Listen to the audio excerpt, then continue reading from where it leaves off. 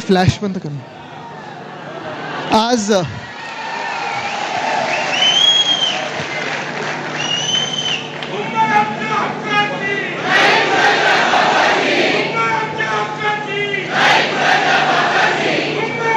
हा उत्साह पाहिल्यानंतर मला वाटत नाही प्रेझेंटेशन किंवा काही सांगण्याची गरज आहे. आज योगायोगाने महाराजांच्या राज्याभिषेकाची तिथीप्रमाणे आज आपण राज्याभिषेक दिन साजरा करत आहोत.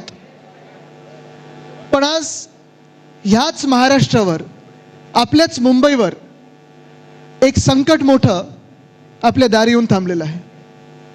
निर्णय तुम्ही घ्यायचा आहे की त्या संकटाला तुम्ही घरात येऊ देणार आहात की उंबरठ्यावरनंच परत पळवणार आहात.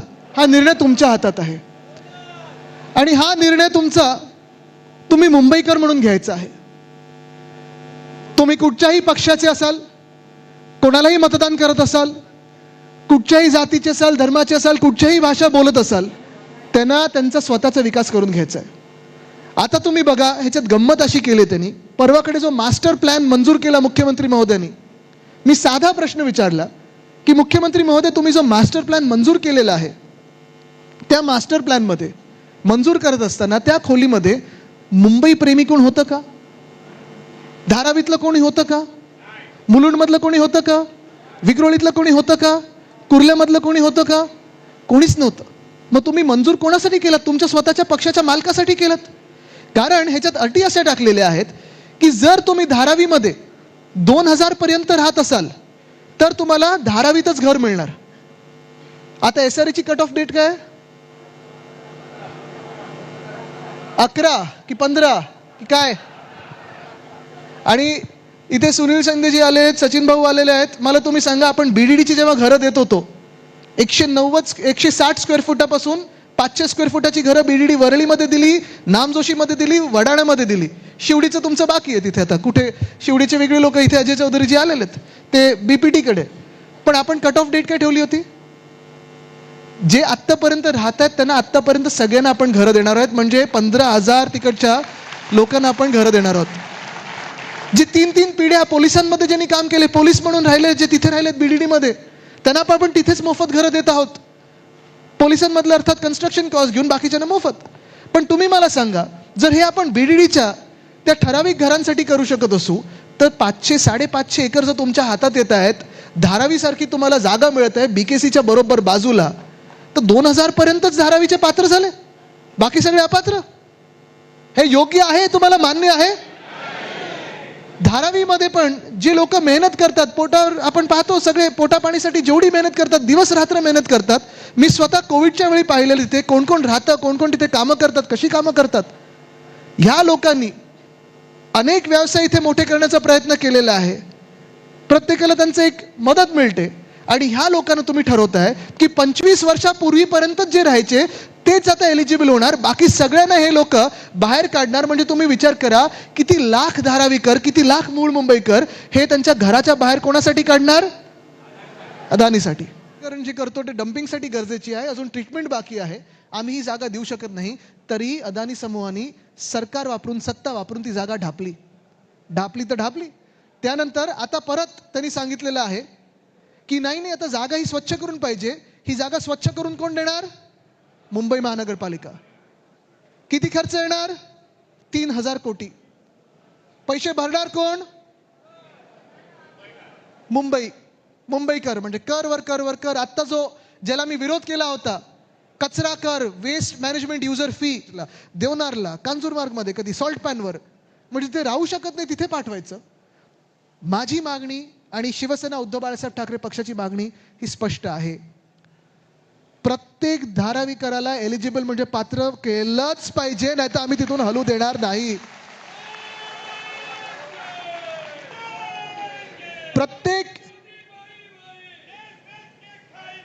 प्रत्येक धारावीकराला तुम्ही 500 स्क्वेअर फुटाचं घर हे दिलंच पाहिजे. हा त्यांचा अधिकार आहे. आणि धारावीत फक्त काही अदानीचं नाही, तर धारावीमध्ये जी धारावी BKCच्या बाजूला आहे, होय, तिथे आम्ही मागणी करत आहोत, जी गिफ्ट सिटी तुम्ही मुंबईपासून खेचली आणि गुजरातमध्ये नेली, त्या गिफ्ट सिटीचा दर्जा पुन्हा एकदा आमच्या BKC आणि धारावीला द्या, मुंबईला द्या, तरच हे धारावीचा प्रोजेक्ट आम्ही पुढे जाऊ देऊ. त्याच धारावीमध्ये माझ्या पोलीसवाल्यांना घरं द्या, जी रिटायर होतील त्यांना घरं द्या, BMCचे कर्मचारी असतील, शासकीय कर्मचारी असतील त्यांना घरं द्या. मुंबईकरांसाठी धारावी पाहिजे, धारावीकरांसाठी धारावी पाहिजे. अदानीचा विकास ठीक आहे, जर तुम्ही धारावीचं नीट करत असाल मान्य आहे, सोबत राहू. पण जर मुंबई लुटायची असेल तुम्हाला, तर फक्त लढा आपल्या मुंबईचा नाही, तुम्हाला आम्ही धडा मुंबईचा काय आहे हे शिकवल्याशिवाय थांबणार नाही. ही आज शपथ आपण छत्रपती शिवरायांची घेतली पाहिजे. आणि म्हणून मी तुम्हाला आज पुन्हा एकदा विचारत आहे, हे सगळं प्रेझेंटेशन झाल्यानंतर हा लढा काही एका पक्षाचा नाहीये, हा लढा काही एका भाषेचा नाहीये, हा लढा एका धर्माचा नाही, जातीचा नाहीये, हा लढा मुंबईचा आहे. तुम्ही सोबत आहात की नाही? जे जे पक्ष सोडून जात असतील, मग स्वार्थासाठी असेल, पक्षासाठी असेल, पदासाठी असेल, एक त्यांना फोन करा दिवसामध्ये आणि सांगा ठीक आहे तुम्ही गेलात ना गुलामांकडे, त्यांच्या जा तिथे निश्चितपणे गुलाम बना, पण हे लक्षात ठेवा तुम्हाला आरशासमोर उभं राहून उत्तर द्यायला लागेल आणि तुमच्या पुढच्या पिढीसमोर उत्तर द्यायला लागेल की अदानीला माझी मुंबई का विकली, काय ह्या मराठी माणसाला तुम्ही मुंबई बाहेर करण्याचं आज षडयंत्र करत आहात. हे जे तुम्हाला दाखवलेलं आहे मी, हे सगळं सत्य आहे, पण तुम्हाला हे पटलं आहे की नाही आज प्रश्न तुम्हाला विचारायला आलोय.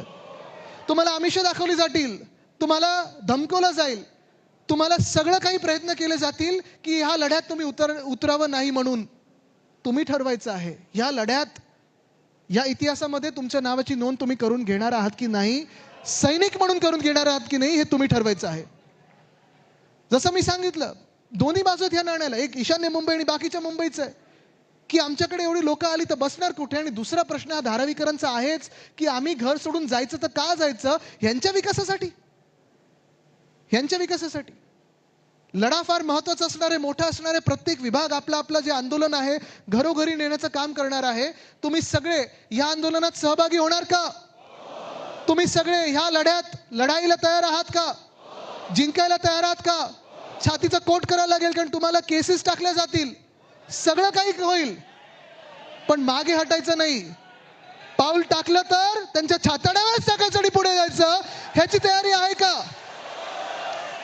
आज जसं मी सांगितलं तिथीप्रमाणे शिवराज्याभिषेक दिन आहे.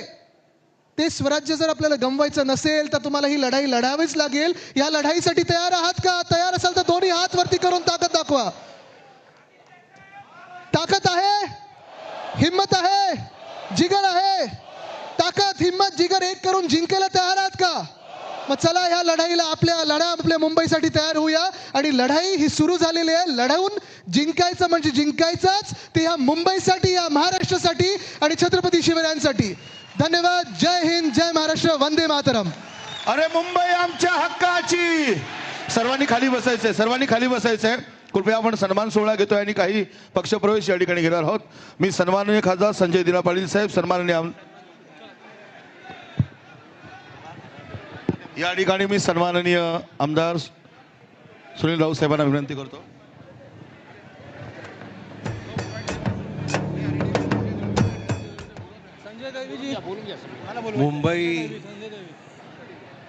मुंबई वाचवण्यासाठी, माननीय आदित्य साहेबांबरोबर लढण्यासाठी जे काही लोक मिंदे गटात गेले होते त्यांनी आज भारावून आज या ठिकाणी सगळे आदित्य साहेबांच्या नेतृत्वाखाली आज प्रवेश करतायत.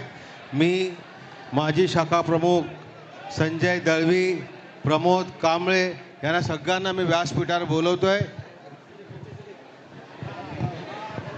संजय दळवी, प्रमोद, आपण सगळे व्यासपीठावरती या.